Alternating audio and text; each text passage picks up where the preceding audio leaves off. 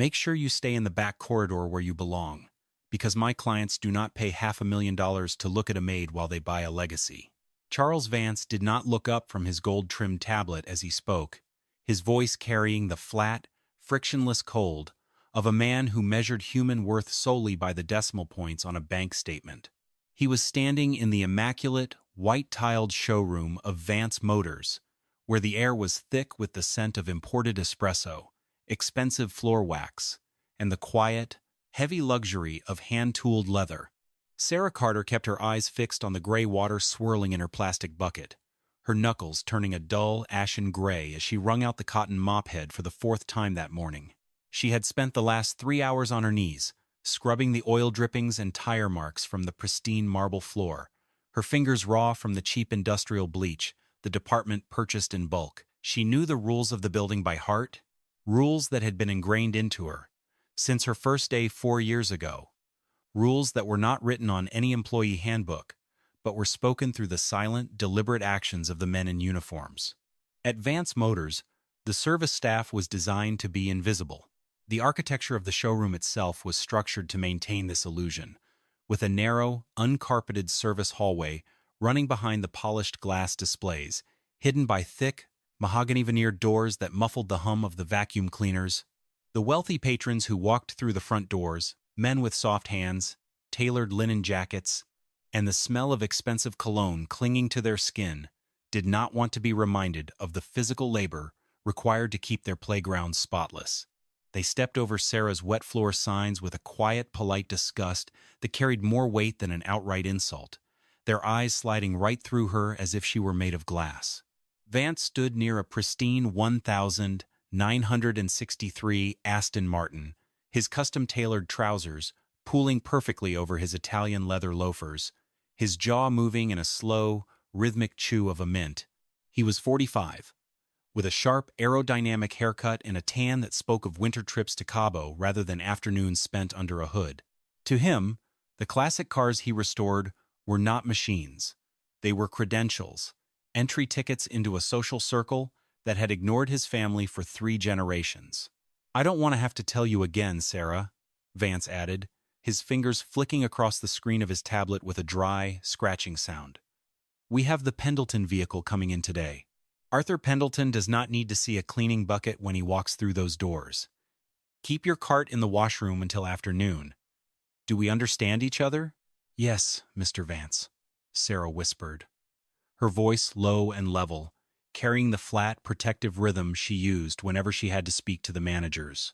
She stood up slowly, her knees cracking in the quiet showroom, a sharp pain radiating from her lower back after hours of kneeling on the cold stone. She gripped the plastic handle of her yellow cleaning cart and began pushing it toward the narrow mahogany door at the back of the showroom, the small rubber wheels squeaking softly against the polished marble. It was a sound that always made Vance's jaw tighten, a small, irritating reminder of the world he tried so hard to keep hidden behind his glass walls.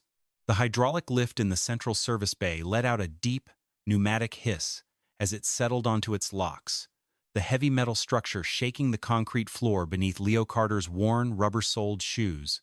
The 1954 Mercedes-Benz 300 SL Gullwing sat on the lift like a wounded silver beast, its iconic doors hinged upward like wings, its straight-six engine radiating a dry, blistering heat that smelled of high-octane fuel, burnt oil, and old cooked rubber. The engine bay was a maze of aluminum and copper, covered in a thin layer of road grime that had survived 18 months of transport between some of the most expensive automotive workshops in the world. Leo stood 3 feet away, his 13-year-old frame looking impossibly small in the massive, high-ceiling service bay.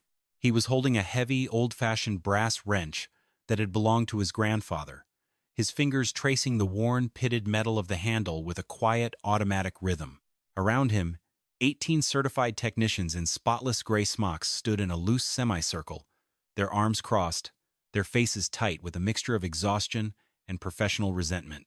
Above them, 3 large digital diagnostic screens flashed green, a row of perfect, mocking readouts that showed 0 faults detected across every electronic sensor they had wired into the vintage Mercedes.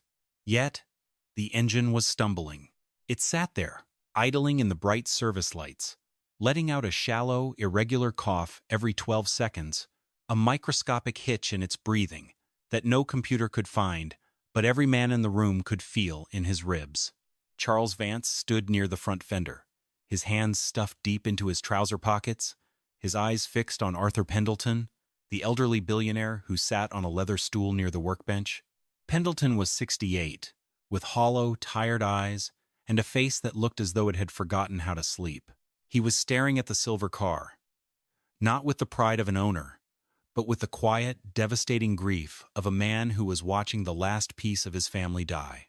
"We've run every test, Arthur," Vance said, his voice carrying a practiced, defensive smooth that had been rehearsed in front of a mirror. "My lead technician, Derek, has 40 years of experience with European classics. We've mapped the ignition, we've analyzed the fuel, we've run compression checks 3 times. The computer says the engine is functionally perfect. At some point, we have to accept that a 60-year-old machine simply has limitations. It might be time to let the car rest in a museum." "No," Pendleton said. His voice was quiet, but it had the heavy, unyielding weight of an iron bar. He didn't look at Vance. "My father bought this car new in Stuttgart. I learned to drive on it. My son, Michael, rebuilt the carburetors with me when he was 12. It's not going to a museum, Charles. If your experts can't find the problem, then they aren't experts. Arthur, with all due respect, we are the best on the coast," Vance said, his nostrils flaring slightly, his voice losing a fraction of its polished veneer. "If my team cannot find the fault, then there is no fault to find. You've spent nearly $2 million globally on this vehicle in the last year and a half. Perhaps the problem isn't the car. Perhaps the problem is your expectation." In the far corner of the bay, Sarah Carter stood with her back pressed against the cinder block wall, her hands knotted together in her cleaning apron, her knuckles white. She had been ordered to clean the windows of the bay while the meeting took place, a quiet way to keep her in the room in case Vance needed water or coffee. But she wasn't looking at the windows. She was looking at Leo. Leo hadn't moved. He was staring at the exhaust manifold of the gullwing, his head tilted slightly to the right, his eyes closed. He was listening. He was listening to the dry, hot air moving through the tailpipe, his mind translating the irregular sound into a physical map of the engine's internal breathing. Vance noticed him then. He spotted the quiet black boy standing too close to the silver fender, holding a dirty brass wrench, his worn clothes looking like a stain against the pristine multi-million-dollar scene. "Sarah," Vance snapped, his voice sharp as a whip cracked through the quiet bay. "Get your boy away from that car before he scratches the paint. What is he even doing in here? This isn't a playground." Sarah took 2 steps forward, her hands reaching out toward her son, her voice a desperate, hushed whisper. "Leo, baby, come on. We need to go. We need to go right now." But Leo didn't move. He opened his eyes, looked at the billionaire, and spoke with the quiet, heavy weight of a stone dropping into deep water. "The computer is looking in the wrong place, sir," Leo said. "The engine isn't sick, it's just thirsty." The alarm didn't need to ring in the small 2-bedroom flat on the western edge of Oakland. At 4:45 a.m., Sarah Carter's eyes opened to the dark, quiet room. The flat was cold, the heat having kicked off at midnight to save on the electric bill, leaving a thin, damp chill clinging to the blankets. From the kitchen, she could hear the steady, rhythmic hum of the old refrigerator, and from the street below, the occasional deep rumble of a city bus shifting gears on its early route. She sat up slowly, her joints stiff from 30 years of physical work. She slid her feet into a pair of worn slippers and walked down the short, narrow hallway toward the kitchen. The linoleum floor was cold against her soles. She filled a small aluminum pot with tap water and set it on the stove, her fingers moving in the dark with the automatic precision of a ritual. The smell of cheap chicory coffee soon filled the kitchen, a warm, bitter scent. That was the only luxury she allowed herself before the sun came up. She walked to Leo's bedroom door, pushed it open gently, and stopped. Her son was already awake. He was sitting at the edge of his mattress, his knees pulled up to his chest, his eyes fixed on a tattered, oil-stained diagram of a Mercedes mechanical fuel injection system propped against his desk lamp. The room was small, barely big enough for his bed, and a narrow wooden desk he'd salvaged from the curb 2 summers ago. The walls were covered in hand-drawn diagrams of engine blocks, gear assemblies, and fuel lines, every line drawn with the mechanical precision of an architect's blueprint. On the desk beside his lamp sat his emotional anchor, a heavy brass pocket watch that had belonged to his late grandfather, Jakob Lindemann. The watch was old, its case scratched and worn smooth from decades of being carried in work pants, but the internal gears were spotless. Leo reached out with one finger, touched the brass rim, and wound it 3 times. Tick, tick, tick. The steady metallic rhythm filled the small room, a quiet, unchanging heartbeat that Leo used to anchor his thoughts whenever the world outside became too loud or too fast. "You need to get dressed, baby," Sarah said softly, her hand resting on the doorframe. "The bus comes in 20 minutes. Leo didn't look up from the diagram immediately. His eyes traced the path of the high-pressure fuel line one last time before he closed the manual and slid it into his school backpack. "I heard the bus go by 5 minutes ago, Mama," Leo said, his voice quiet and even. The driver was shifting early. "The clutch plate on Unit 402 is slipping again." Sarah smiled, but it was a tired, heavy smile. She walked into the room, knelt beside him, and smoothed down the collar of his faded gray shirt. "I need you to promise me something today, Leo," she said, her eyes searching his. "When we get to the shop, you stay in the break room. You read your books. You do your homework. If Mr. Vance or any of the other managers see you near the floor, they'll find a reason to let me go. We can't afford to lose this place, baby. Not now." "I know, Mama," Leo said. He reached down, picked up his backpack, the zipper held together by a loop of green garden wire, and followed her into the kitchen. He took his seat at the small wooden table while she poured him a cup of warm milk and set down a plate with 2 slices of day-old bread. Leo ate in silence, his eyes fixed on the grandfather's brass pocket watch sitting next to his plate. Tick, tick, tick. He loved the watch because it was logical. Every gear had a tooth, every lever had a pivot, every movement was the direct result of a physical, unvarying rule. If a watch stopped, it wasn't because it was tired or because it had given up. It was because a piece of dust had entered the gears, or a spring had lost its tension. If you found the physical cause, you could fix it. The watch never lied to you. It never judged you by the color of your skin or the price of your shoes. It just existed, keeping its promise to tick as long as you took the time to wind it. They left the apartment at 5:18 a.m. The walk to the bus stop was silent, their breath pluming in the cold, damp morning air like small clouds of steam. The streetlights of their neighborhood were amber, casting long, dark shapes across the cracked asphalt and the chain-link fences. It was a world made of concrete, iron, and rust, the raw materials of the working class. But as the bus crossed the bridge and headed north toward the affluent suburbs, the world changed. The asphalt became smooth, dark, and clean. The chain-link fences were replaced by brick walls covered in ivy, and the amber streetlights gave way to soft, expensive landscape lighting that illuminated the manicured lawns of homes that looked like castles. At 7:12 a.m., the bus dropped them off 2 blocks from Vance Motors. Sarah walked quickly, her head down, her cleaning uniform tucked into her coat to keep it dry from the mist. Leo walked beside her, his hand gripping the strap of his backpack, his eyes scanning the quiet, tree-lined street.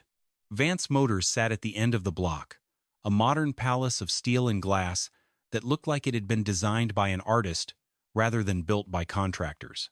Through the towering glass windows, Leo could see the silver and red shapes of classic sports cars sitting on polished marble pedestals under soft spotlights, their paint gleaming like jewels in the pre-dawn gray. Sarah unlocked the narrow metal employee door in the alley behind the building. The air inside the break room was cold, smelling of stale coffee, industrial soap, and the faint chemical tang of high-end paint from the spray booths. She hung her coat on a plastic hook, pulled her cleaning apron over her head, and turned to Leo. "You stay here, baby," she said, her hand resting on his cheek for one brief second, her fingers smelling of the cocoa butter she used to keep her dry skin from cracking. "If you need water, use the sink in here. Don't go onto the floor." "Yes, Mama," Leo said. He sat down at the Formica table, pulled his grandfather's manual from his backpack, and set the brass pocket watch beside it. Tick, tick, tick. The steady, metallic rhythm was the only familiar sound in the vast, cold building. Outside, the first of the expensive transport trucks was turning into the alley, its diesel engine letting out a deep, heavy growl that shook the window pane of the break room. Leo closed his eyes and listened to the engine's rhythm. "A Cummins straight six," he whispered to himself. "The fuel injectors are dirty." He opened his book and began to read. For 5 years, the wooden, grease-stained door of Jacob Lindemann's workshop on the industrial edge of Oakland was Leo Carter's true classroom. It was a low-ceilinged, brick-walled building, wedged between an iron foundry and a scrap metal yard, permanently smelling of kerosene, old gasoline, copper-based lubricants, and damp, rotting cardboard. While other kids in Leo's neighborhood spent their Saturdays on asphalt basketball courts, Leo had spent his sitting on a 3-legged wooden stool, his small hands covered in a thick paste of black engine oil and kerosene, learning how to clean the delicate, zinc-plated linkages of mechanical fuel injection systems under the quiet, demanding eye of the old German master. Jacob Lindemann was 73, with white, wire-like hair that stood up in irregular tufts and hands that looked like they had been hand-carved from old walnut wood. He had been a factory technician in Stuttgart during the golden era of the 1950s, working in the legendary Mercedes-Benz engine development division. He was a man who had stood beside racing champions, who had heard the absolute limit of the straight-six motor at full throttle on the salt flats and the Grand Prix tracks, and who had emigrated to California in the late 60s with nothing but 2 leather chests of German-forged tools and a quiet, bone-deep understanding of mechanical systems. "A machine is not just metal and bolts, Leo," Jacob would say, his voice thick with a soft Swabian accent, his thumb tracing the worn edge of a brass valve guide. "The Germans build them to be perfect, yes, but they do not understand that the metal has a memory. It reacts to the cold. It expands in the heat. It has a voice. If you only look at a dial or a computerized gauge, you are only hearing what the machine wants you to hear. You must learn to listen to what the metal is trying to hide." Jacob did not treat Leo like a child. From the first afternoon, when Sarah had brought her quiet 8-year-old boy to the garage because she had no money for childcare, Jacob had handed Leo a dirty carburetor and a can of solvent. He had watched the boy's eyes, noting the silent, absolute focus as Leo disassembled the delicate brass floats and fuel needles, placing them on a clean rag in the exact sequence of their removal without once looking at a diagram. "The boy has the ear, Sarah," Jacob had told her that evening, his Swabian voice carrying a rare, serious weight. "Most people, they look at an engine and they see a problem. This boy, he looks at an engine and he hears a conversation. Let me teach him." For 5 years, Jacob's garage was a sanctuary of unhurried, rigorous learning. The old German had taught Leo how to listen. He would make Leo sit with his back to an engine block, his eyes closed, while Jacob used a long brass rod as a stethoscope, pressing it against the cylinder head, the water pump, the valve covers, and the mechanical fuel pump. "Where is the hesitation, Leo?" Jacob would ask, tapping a wrench against the metal. "Is it the 3rd cylinder or the 4th? Is the valve sticking, or is the spring losing its tension? Do not guess. Listen to the pitch of the exhaust. The exhaust never lies." Leo's photographic hearing grew into something extraordinary. He learned to identify the subtle, high-pitched whistle of a vacuum leak, the dull, metallic thud of a worn connecting rod bearing, and the dry, paper-like rustle of a failing water pump seal. He memorized the unvarying logical rules of German engineering. He learned how the mechanical fuel injection pump, designed by Bosch for the 1954 Gullwing, relied on a complex set of 3-dimensional cams and governor weights to deliver fuel directly into the cylinders, a system that was incredibly advanced but temperamental, requiring a delicate, Physical empathy that modern, computerized workshops had completely forgotten. On his 12th birthday, Jakob had handed Leo the heavy brass pocket watch. It was his grandfather's watch, its Swabian gears still ticking with perfect, logical rhythm. "This is your anchor, Leo," Jakob had said, his old swarthy fingers wrapping around Leo's small hand. "When the world gets too loud or the people start talking too much, you listen to the watch. It is logical. It keeps its promise to tick as long as you take the time to wind it. It does not care about your skin or your mother's uniform. It only cares about the truth of the gears." When Jakob died quietly in his sleep 6 months later, the city had locked the brick building, and the bank had sold off his leather chests of Swabian tools to pay his remaining medical debts. But they could not sell what he had given to Leo. The Swabian master had left the boy with a library of aircraft manuals, a photographic memory of mechanical systems, and an ear that could hear the silent whispers of the metal. In the central service bay of Vance Motors, the silence had become absolute, broken only by the dry, metallic ticking of the classic Mercedes Gullwings straight-six engine as it idled under the white spotlights. The heat coming off the cylinder head was intense, carrying the smell of high-octane fuel and expensive leather into the sterile, tiled bay. The 18 technicians stood in their clean gray smocks, their eyes locked on the digital diagnostic screens that continued to display a mocking green zero faults, detected across every sensor. Charles Vance's jaw was tight, a small muscle pulsing at the corner of his mouth as he stared at Leo Carter. The 13-year-old boy had not backed down. He stood there, his faded gray shirt and worn sneakers looking completely out of place in the pristine bay, his hand still gripping the heavy brass wrench his grandfather had left him. "This is ridiculous," Vance said, his voice sharp and defensive, his eyes moving toward the service entry as if looking for security. "Sarah, I told you to get this boy out of here. He has no business being in this bay, let alone speaking to a client." Sarah Carter took 2 steps forward, her cleaning rag clutched in her fist, her voice trembling. "Leo, baby, please, we need to go. Come back to the break room." But Arthur Pendleton raised his hand. The movement was slow, but it had the absolute authority of a man who owned the land beneath the building. He turned his head, his hollow, tired eyes scanning Leo's face. He didn't look at his clothes, his shoes, or the dirt on his hands. He looked at the quiet, unyielding weight in the boy's eyes. "You said the engine isn't sick, son," Pendleton said, his voice low and level. "You said it's just thirsty. What do you mean by that?" Leo looked at the silver car. The straight six was still letting out that shallow, irregular cough every 12 seconds, a small, paper-like stutter that made the silver body of the car shake on its suspension. "Your father bought this car in Stuttgart, sir," Leo said, his voice carrying no hesitation, his Swabian training guiding every word.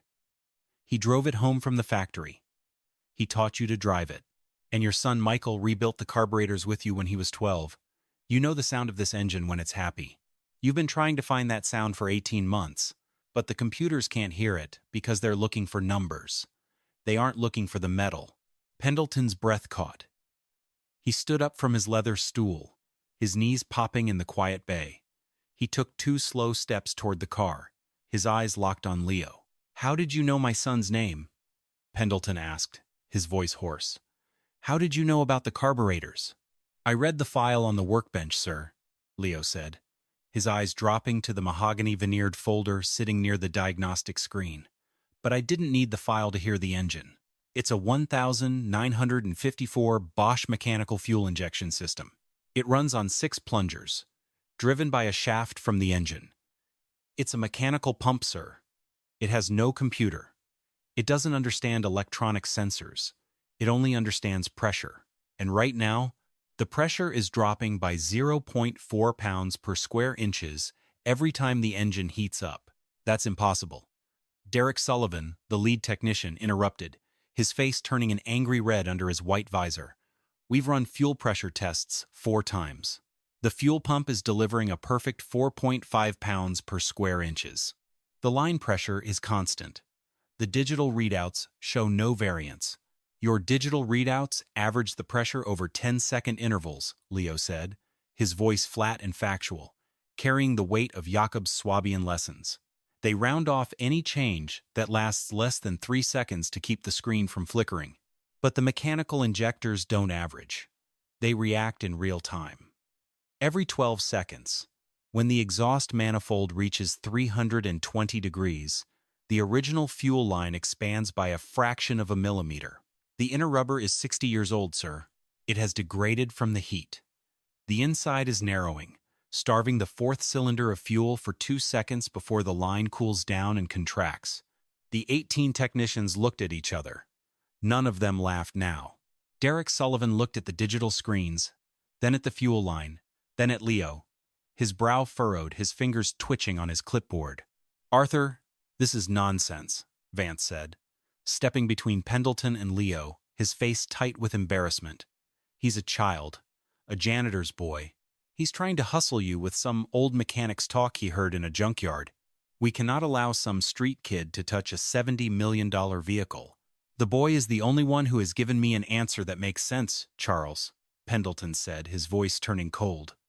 He looked at Vance, then at the technicians, and finally back at Leo. He reached into his pocket, pulled out his key fob, and handed the silver key to the boy. "You have 90 minutes, Leo," Pendleton said. "If you can cure the hesitation, I will fund any project you or your mother ever dream of. If you can't, I will personally apologize to Charles and take the car to the museum. Do we have a deal?" Leo took the silver key, its metal cold against his palm, and set his grandfather's brass pocket watch on the workbench. Tick, tick, tick. "We have a deal, sir," Leo said. Before Leo's fingers could close around the silver key, Charles Vance's hand shot out like a striking snake, snatching the key fob from Arthur Pendleton's palm. His face had gone from its pristine, Cabo-tanned gold to a deep, congested purple, the skin around his eyes tightening until his pupils looked like 2 black pinpricks. The polished, customer service veneer that he had spent decades refining vanished in an instant, exposing the raw, jagged edge of a man whose fragile social ladder was being pulled out from under him by a child. "I will not have this," Vance said, his voice dropping an octave, carrying the dry, raspy heat of a furnace. He didn't look at Arthur. He kept his eyes locked on Leo, his breathing coming in shallow, ragged gaps that smelled of mint and nervous sweat. "I have built Vance Motors into the most respected restoration house on this coast. I have clients who wait 3 years just to get their bumpers polished here. I am not going to turn my main service bay into a circus act for a cleaning woman's child." He walked 3 steps to the yellow cleaning cart parked near the washroom door. With a violent, jerking motion, he snatched the coarse-bristled push broom from its plastic clip, the metal bucket rattling against the tiled floor with a loud, hollow clang that made Denise Harper jump on the lobby bench across the glass. Vance walked back, his leather-soled shoes barking against the concrete, and shoved the wooden handle of the broom directly into Leo's chest. The impact made a dull thud against the boy's thin ribs. "You want to make yourself useful around these machines, boy?" Vance's voice rose, carrying to the very back of the mezzanine where the administrative staff had stopped typing to watch. "You sweep. That is what we pay your mother for, and that is the only thing people like you are good for in a place like this. You don't touch the cars. You don't talk to my clients. You sweep the grease off the floor and you stay in the corridor where the trash is." The verbal assault was calculated, heavy with the bone-deep condescension of a man who believes some people were born to serve and others were born to rule. He didn't use a single vulgar word, but the delivery was more violent than a blow. He was trying to erase the boy's competence by reminding him of his poverty. Sarah Carter felt the words like physical blows. She stepped forward, her knees shaking beneath her gray cleaning uniform, her hands raw from the industrial bleach she'd been using to scrub the grease traps since 6:00 a.m. Her knuckles were white around her cleaning cloth. Every instinct in her body screamed to grab her son, to pull him away from this room, to run out into the cold morning, and never look back at this glass and steel cage. But she also knew what that would mean. No rent money, no groceries, no bus fare. "Leo," she whispered, her voice a thin, broken thread that barely carried across the concrete bay. "Baby, please, just take the broom. We need to go." Leo didn't take the broom. He let it lean against his shoulder, his hands remaining in his pockets, his body as still as a stone on a riverbed. He didn't look at Vance's face. He didn't look at the 18 senior technicians who were watching him. His eyes stayed fixed on the open engine bay of the 300 SL Gullwing, where the exhaust was still ticking as the hot magnesium alloy cooled in the drafty air. "The broom is for the dirt, Mr. Vance," Leo said. His voice was quiet, flat, carrying the immense, unhurried weight of a child who had spent his life being ignored and had learned that silence is the only territory nobody can take from you. "But the broom won't fix the car." The silence that followed Leo's words was different from the silence of the stop. It was the heavy, suffocating silence of an entire room, realizing a line had been crossed and choosing to pretend they hadn't seen the boundary fall. In the second row of the service bay, Derek Sullivan, the lead certified technician, let out a short, sharp laugh. It was a nervous sound, designed to break the tension, but it died in his throat when he looked at Arthur Pendleton. The other senior mechanics, men with degrees from Stuttgart and Munich, stayed perfectly still. They adjusted their white service smocks. They shifted their weight from one foot to the other. They looked at the floor, at the polished white marble, at their clean fingernails anywhere but at the 3-year-old boy holding a broom. These 18 men were some of the most highly paid specialists in the country. They knew engines. They knew the Colombo V12, the Jaguar Straight 6, the Mercedes Gullwing. And deep down, in a place they didn't want to examine, at least 3 of them knew Leo's diagnosis was theoretically possible. They had seen old fuel hoses degrade from the inside. They had seen thermal expansion narrow in fuel line under high temperatures. But they said nothing. To speak up meant challenging Charles Vance. It meant risking their 6-figure salaries, their performance bonuses, their country club memberships, and their standing in the exclusive world of classic restoration. It was easier to let the boys sweep. It was safer to let the Maid's son take the fall. The psychological weight of their silence settled over the room like dust. Tanya Williams, the junior apprentice mechanic who had been hired 3 months ago to meet the city's new diversity metrics, sat on a toolbox near the rear wall. Her hands were raw from oil and grease. She was the only black person in the technical staff, and she had spent her first 90 days being ignored, being given the cleaning shifts, being told to watch and learn while the senior men handled the high-value engines. She watched Leo. She saw the grease-stained knees of his khaki pants. She saw the way his fingers curled slightly, as if they were already tracing the fuel line he couldn't see. Tanya's hand went to her pocket. Her phone was there. She wanted to pull it out, to record Vance's face, to have proof of the way he looked at Leo, the way he looked at Sarah, the way he looked at anyone who didn't match the showroom's polished glass. But she didn't. Her fingers stayed frozen on the fabric of her uniform. She had a mother in a nursing home. She had car payments. She had a system to survive. So she sat in her chair, eyes down, jaw tight, and let her silence join the rest. Arthur Pendleton watched the crowd. He was a man who had built an aerospace empire by reading people before he read contracts. He saw Vance's anger, saw the technician's silence, saw the quiet, steady certainty in Leo's eyes, and he saw his own son Michael in the way the boy refused to back down from a machine he believed he understood. "Charles," Arthur said. His voice was quiet, but it had the weight of $4 billion behind it. "Set the broom down." Vance turned, his face tightening into a practiced corporate smile that didn't reach his eyes. "Arthur, we're trying to maintain an orderly facility here. The boy has no business on this floor." "I didn't ask about your facility, Charles," Arthur said. He stood up from his chair. His leather shoes clicked on the concrete. "I asked you to set the broom down. The boy has 90 minutes. I want to see if his ears are better than your computer's." The clock on the wall showed 86-0. The standoff was no longer between a shop owner and a janitor's son. It was between the absolute power of wealth and the absolute authority of the truth. The main service bay of Vance Motors was transformed over the next hour into something resembling a clinical high-tech theater. Charles Vance had arranged the space with the calculating malice of a man preparing a public execution. He had rows of metal folding chairs brought down from the mezzanine, placing them in neat, rigid lines directly facing the silver Mercedes gullwing. He wanted witnesses.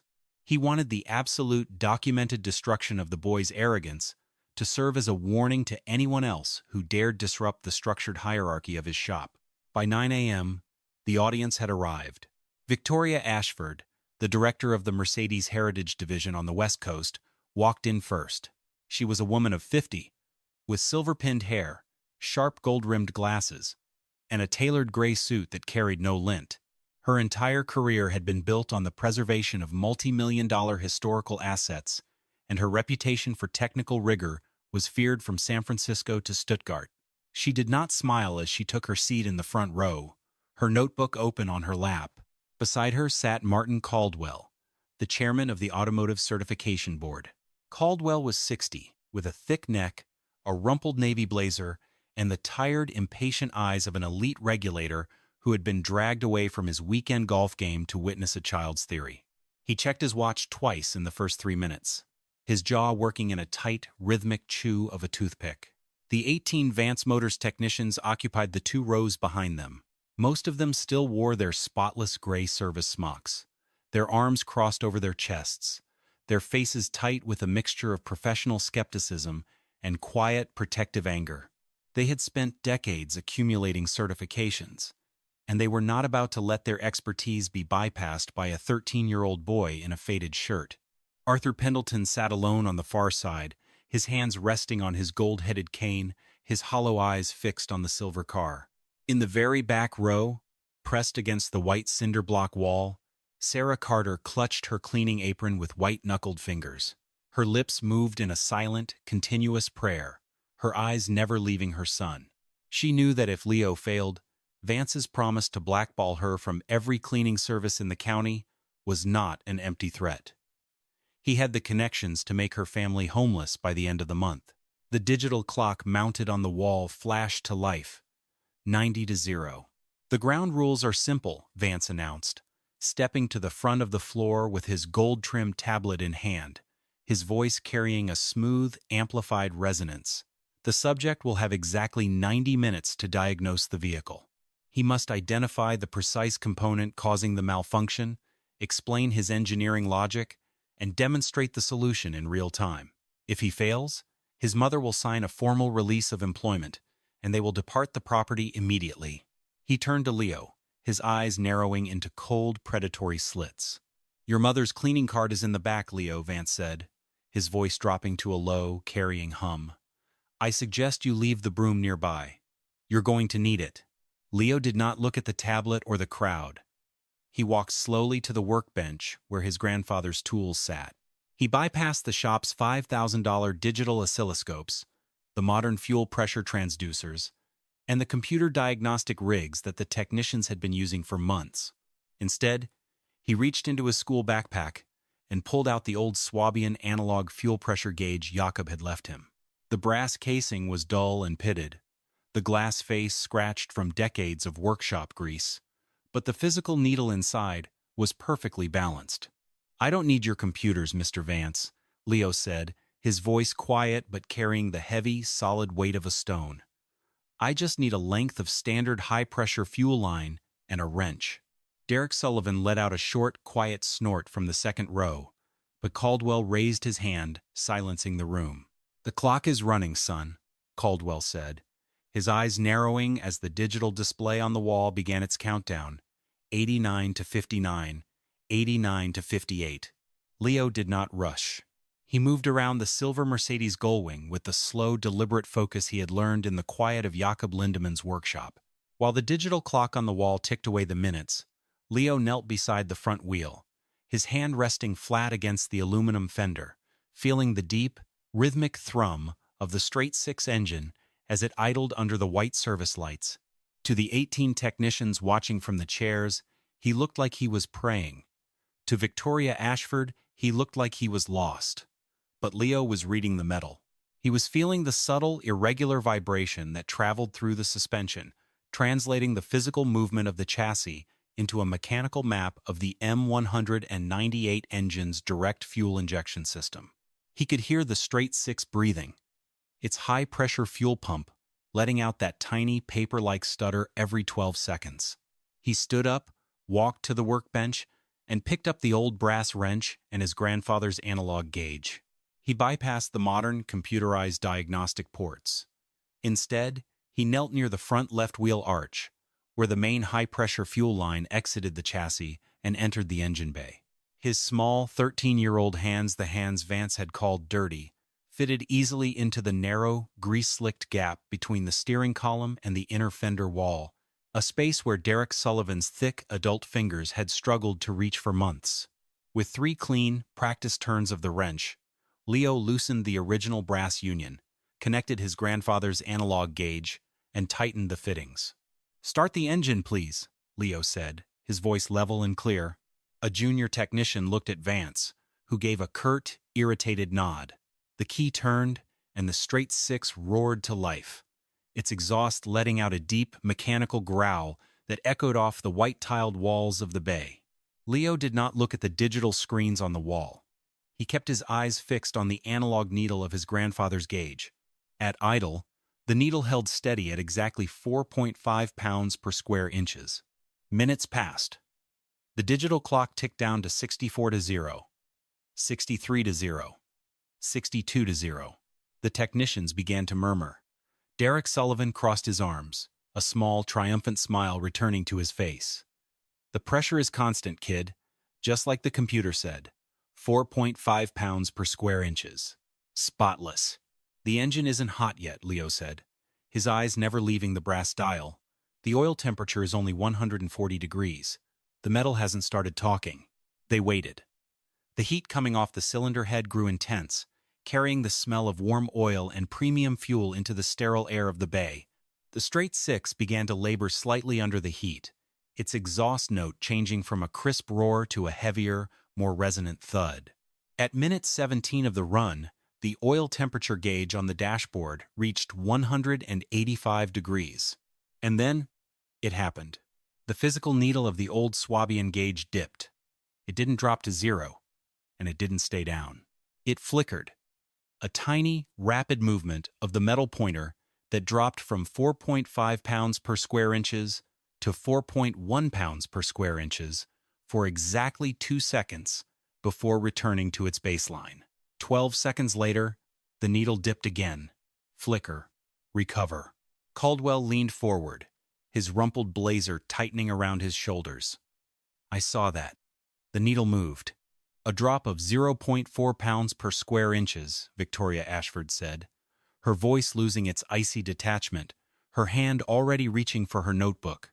"But why?" The digital sensors showed a flat line. "Because your digital sensors are programmed to average the reading over 10-second intervals to keep the screen from jumping," Leo explained, his voice flat and factual as he pointed to the analog dial. "They round off any change that lasts less than 3 seconds. But the mechanical fuel injection pump doesn't average. It delivers fuel in real time directly into the cylinders. When the pressure drops to 4.1 pounds per square inches, the fourth cylinder goes lean. It starves for 2 seconds, causing the engine to stumble." "And what is causing the drop?" Caldwell asked, standing up from his chair, his golf game completely forgotten. Leo didn't answer. He dropped to his knees, slid beneath the front fender of the silver gullwing, and disappeared into the shadows beneath the engine bay.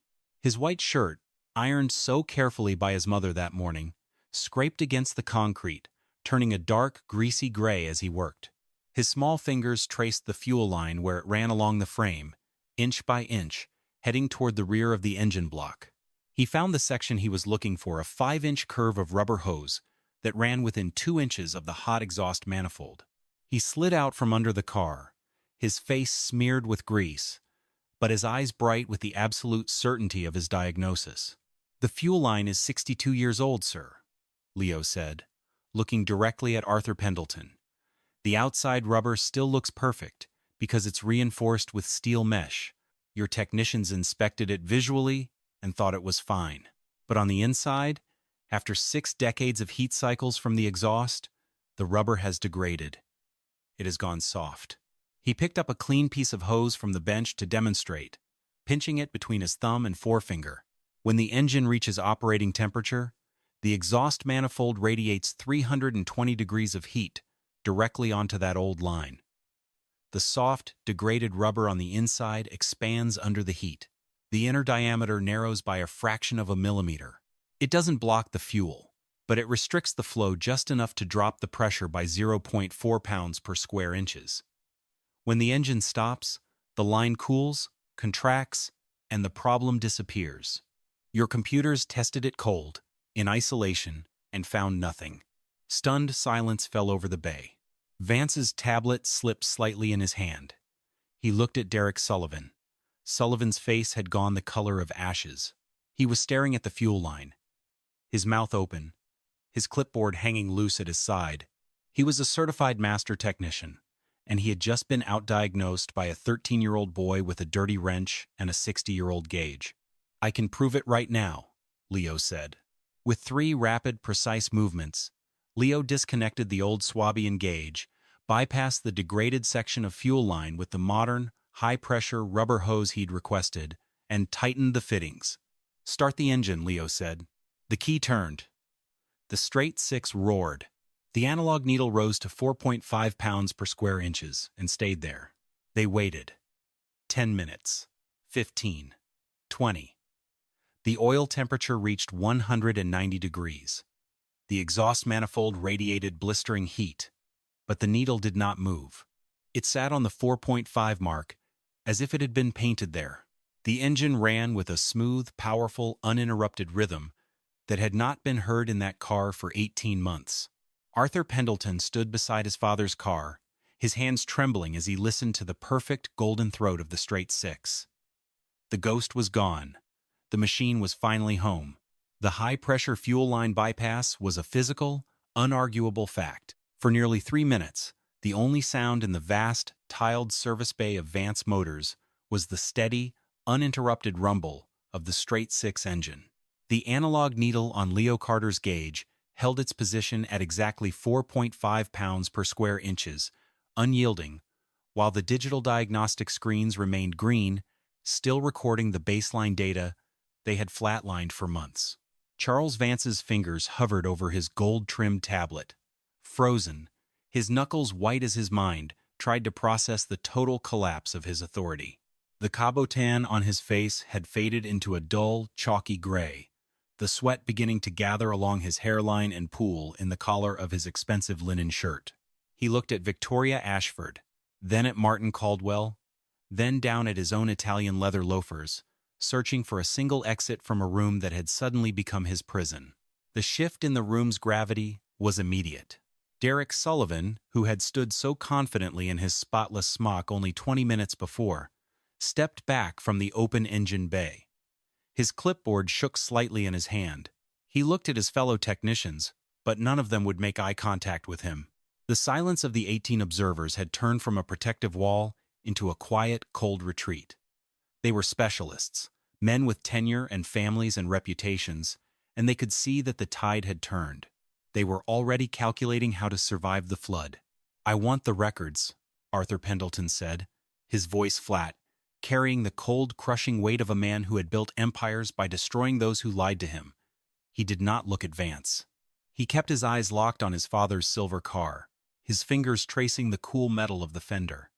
"Every invoice, every labor log, every diagnostic fee billed to my family over the last 18 months.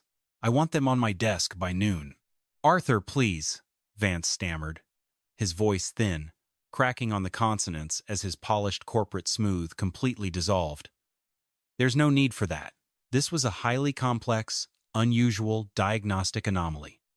It's an old machine. My team was simply trying to find a permanent solution. I'm happy to waive the diagnostic fees for this visit." "You aren't waiving anything, Charles," Arthur said, turning slowly to face him, "because you are no longer in a position to negotiate. My legal and financial teams will be here within the hour. If they find a single hour of labor billed that was not performed, or a single component replaced that was functional, I will not just sue you. I will ensure the board revokes your restoration license before the sun goes down." Vance's tablet slipped from his fingers, clattering against the white floor tiles, with a loud, sharp crack that sounded like a gunshot in the silent bay. He didn't bend down to pick it up. He stood there, his arms hanging loose at his sides, his chest rising and falling in rapid, shallow breaths that carried the sharp, sweet smell of his expensive mints. He looked at Sarah Carter, who was still standing near the rear wall, her hands clutched in her cleaning apron. The woman he had called a stray dog only 20 minutes before was now the only person in the room who didn't look at him with disgust. Arthur walked past Vance, as if the man were made of air. He stopped in front of Sarah, his gold-headed cane clicking softly against the concrete. "Mrs. Carter," Arthur said, his voice softening, the cold steel giving way to a deep, genuine respect. "I owe you an apology.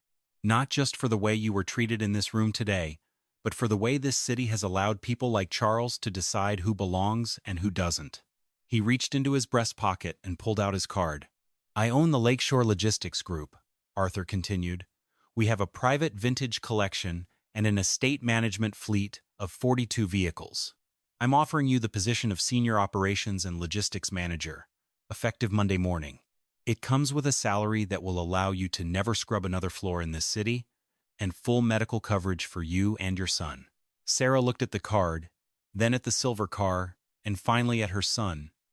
Her face was still wet with tears, but her shoulders were back, her spine straight. The fear that had kept her small for 15 years had finally been broken. "Thank you, Mr. Harrington," Sarah said, her voice steady and clear. "We'll accept." The departure of Leo and Sarah Carter from Vance Motors carried no dramatic speeches, no shouting, no final words of triumph.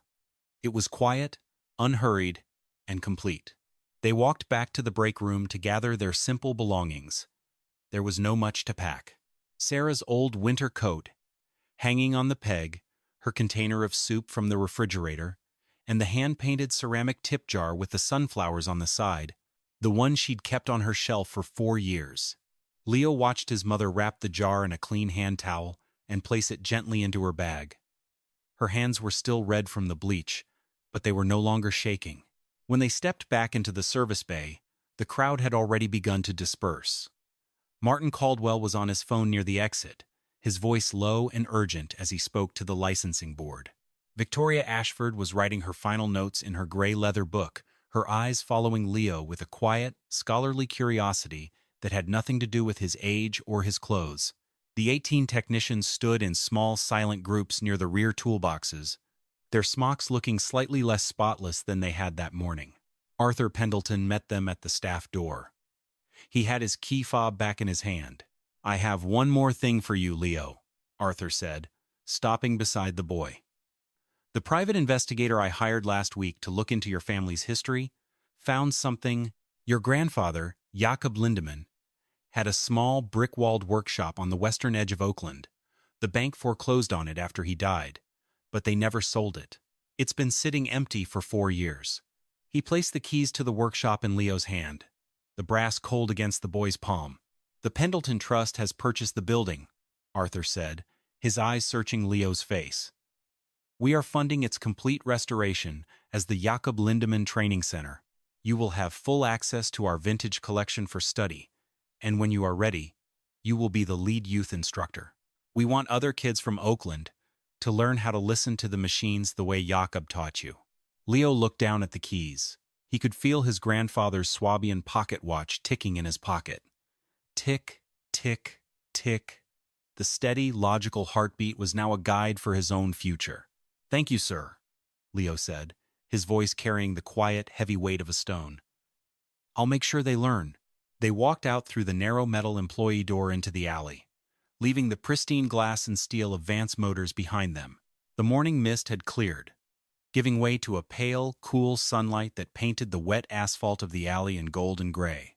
They walked to the corner of Oakage and Maple, where the city bus was already pulling up to the curb, its diesel engine letting out a familiar, heavy growl.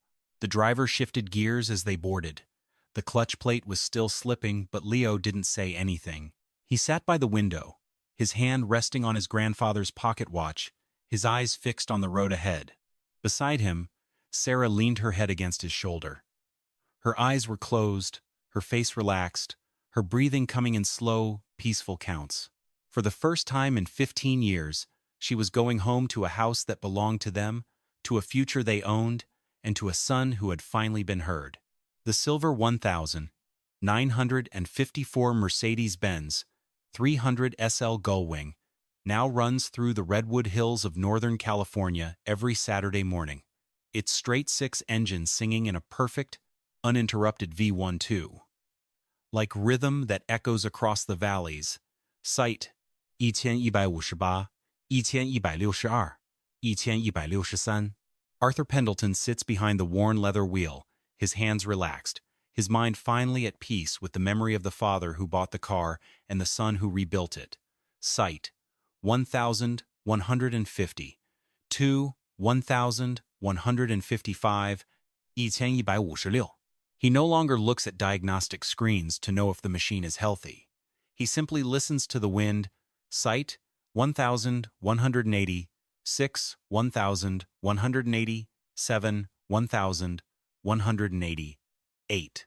The building that once housed Vance Motors sits empty, its glass windows dusty, its polished marble floors covered in shadows after the state licensing board revoked its certification and the banks foreclosed on the property. Charles Vance is gone, his name removed from the directories of the European Heritage Registries, his expensive linen suits packed away in a small apartment in another state where nobody knows his name or cares about his brand. The junior mechanics who once laughed in his bay now work under the strict, quiet standards of the Lindemann Nelson Academy, learning to use their ears before they use their computers. Leo Carter stands before a class of 12 young students in the restored brick workshop in Oakland, his grandfather's brass pocket watch ticking on the workbench beside an open, straight-six engine block. He does not teach them about fault codes or electronic sensors. He teaches them how to place their palms flat against the cold metal, how to feel the vibration of the valves, and how to respect the machine's memory. If you believe that true value is found in the depth of a person's character rather than the labels they wear, consider subscribing to our channel to support stories of quiet dignity. Share this story with someone who needs to be reminded of their own worth, and leave a like to help others find this message of hope.